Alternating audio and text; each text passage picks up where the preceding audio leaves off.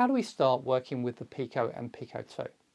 It can feel a bit daunting. In this video, I want to show you where to start and guide you through some of the skills you need to learn. Let me tell you all about it. Hi, I'm John, your concierge to the world of the Raspberry Pi Pico, Pico 2, robotics, IoT and other fun tech. Remember to subscribe and join the community. This is my 3-minute summary for getting started video. If you have time, why not check out the full video? This video is very much a jumping off point for other videos with more in-depth information. I thought it was important now that I have hundreds of videos online and it's getting difficult to work out where to start. Should you start with the Pico or Pico 2? Well, they're both well supported and very similar, so either is a good option. There are more tutorials on the Pico than the Pico 2 though right now.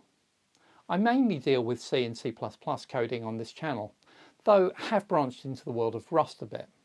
Both are good languages to start with. I'll focus on C and C++ in this video.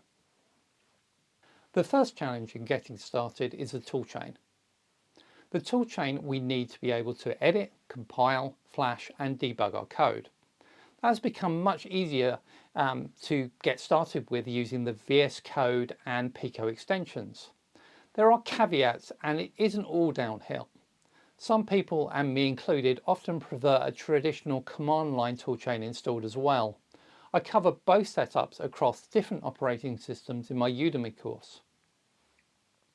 Once you have a toolchain, we might start with Hello World.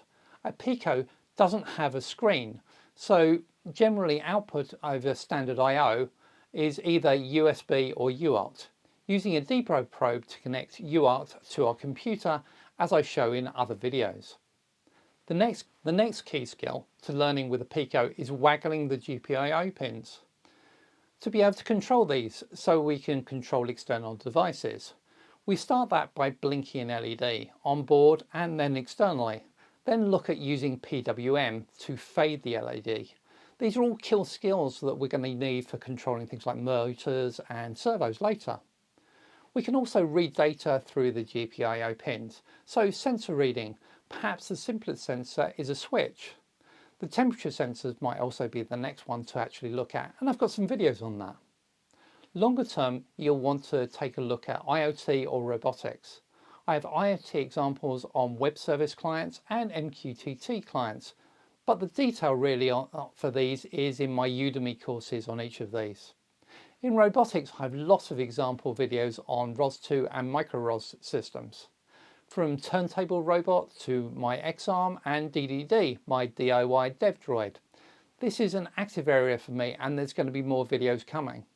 If you like this video and it helps your learning or projects, why not drop me a cash tip using the Super Thanks button below the video or the payment link in the description. Remember, I'm saving these up to get myself to the Open Source Conference in San Francisco, and I'd appreciate your help in getting me there, and I hope to see you there soon.